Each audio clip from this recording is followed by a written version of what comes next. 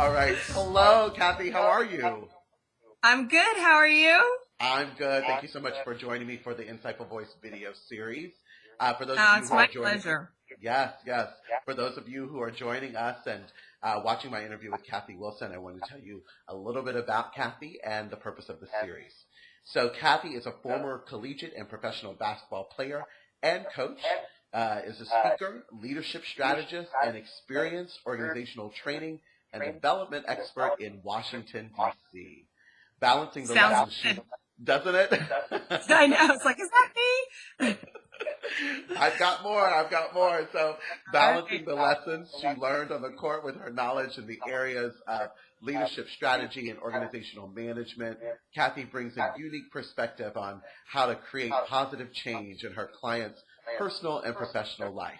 So for nearly 10 years, Kathy has worked with clients ranging from government agencies to educational institutions such as the Securities and Exchange Commission and Vanderbilt University to Fortune 100 companies and public organizations such as Morgan Stanley Smith Barney and the Congressional Black Caucus, as well as a variety of women-focused teams and organizations empowering individuals to positively transform the way they live and work. So this is a pleasure. Thank you. It Thank is you. I'm good on absolutely. paper. I think you're good in person too. I feel the energy just coming through the computer screen, so it's great. Nice. So Nice. as you know, I've asked life coaches and thought leaders from around the country really to share some of the lessons that they've learned in order to help others who are watching this tap into their own insightful voice and Yeah. hopefully start leading the life that they most want to live. And I'd like to do this by just asking you 3 questions if I could. You may. All right.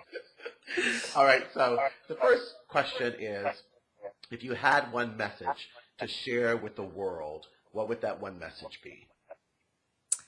Um, Currently, because like the messages kind of they all go together, but they change a little bit. But currently, what I'm really finding is it's important to embrace your full self. I think a lot of times people try to kind of leave the bad stuff behind. You know what I mean? Like, oh, I had this happen to me and I made that bad decision and I had that bad relationship and I'm not where I wanted to be. I want to be, so I'm going to try to hide that. And we just try to bring what we think is most acceptable and the best of ourselves to each situation. Yeah. But it's like a quilt that has holes in it. Because every experience is like the part of our life's quilt, and it makes up the sum of who we are. So we can only be our most powerful when we bring our full selves to the table, which means that we have to learn to kind of make amends with the things that have happened in the past and forgive ourselves and forgive others and really feel good about that sum total of our experiences, because that's how you find your power and that's how you will find fulfillment and your biggest success. You know what I mean? You can't bring pieces of you to the table. No, you cannot, and that's so amazing. I was just telling a friend about how we have the shadows of our past, and we think we're supposed to hide those, and we think we're supposed to turn away from those, but what they really are there is to hold us up and to push us forward. So that's an amazing message to share with the world. Thank you so much. Yeah. Now, I think, just a little bit more on what you were saying is, we get something out of each of those experiences if we can find it. We can either use it, as my coach used to say, as a guidepost or a hitching post. We can hitch ourselves to it and hold ourselves back, or we could use it to lead our way into the future, because there's a lesson in everything that happens to us. Everything. Absolutely. Yeah. All right. So the second question, we could talk all day, Kathy. I know. The second question is thinking about the most challenging moment in your life, and you don't have to share that specific moment. What I really want to focus on is the lesson that you learned from that most challenging moment. Okay. So, what a lot of people don't know about me, speaking of bringing sort of shadowy things to the forefront, is that I was bulimic for years. And when I joined a staff, one of the girls on the team was bulimic, and they asked me to talk to her. And that challenging part was me trying to decide whether or not I share with her who I am, or whether or not I just try to coach her forward to be the best that she could be without really bringing my full self to the table. And let me tell you, it was a sweaty moment, you know what I mean? Because this is something that I had kept hidden for so long, and there was so much shame around it. And that decision, you know, you're sitting there like, dun, dun, dun, dun, dun, dun. And finally I told her about my past and, you know, how I had gotten through it. And she was stunned to know that it was me. But it was a challenging time because one of the things that I realized is nobody's coming to rescue you. Do you know what I mean? Nobody's coming to rescue you. And these things do happen, but you don't have to kind of sit in them because there is a lesson to take out of them, but it's our responsibility to get that lesson. Yeah. And then, and the other side of that is being able to share who I was. It helped her, but it freed me. Yeah.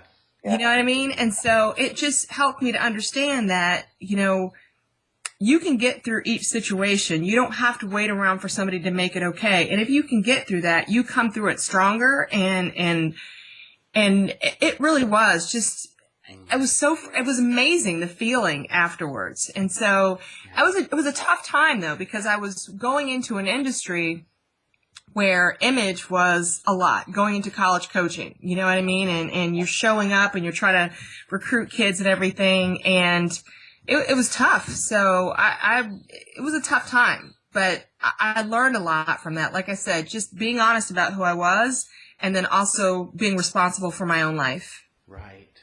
There is, there's a payoff in releasing the shame, right? So you are shameful about something and you take that and you share it with someone. There is a lesson to be learned when you are courageous enough to say, you know what, this happened to me and I'm saying this to you so that you can learn and experience a fuller and better life. That's amazing, Kathy. Thank you for sharing that. Thank you. Yeah, you're welcome. You're welcome. So the last question is one of my favorite quotes. It is based on a spiritual teacher and pastor, Charles Stanley, who says, it is not who we are, but it is who we are becoming that is most important. So tell me who Kathy Wilson is becoming. You know, better.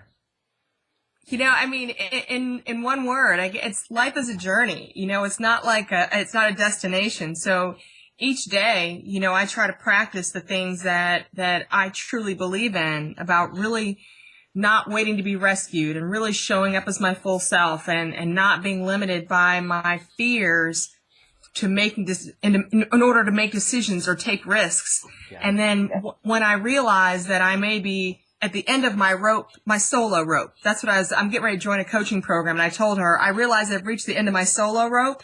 I need to come over here to the partnership rope. You know, so I'm trying to learn more about how I can become the best person that I can be. Mm-hmm. You know what I mean? And I don't know what that is. I mean, I'm here to serve, but I want to be able to step into that space. And Johari's window, you know, you don't know what you don't know. Right. And the moment that you wake up thinking that you know everything, you've got the biggest blind spot in the world.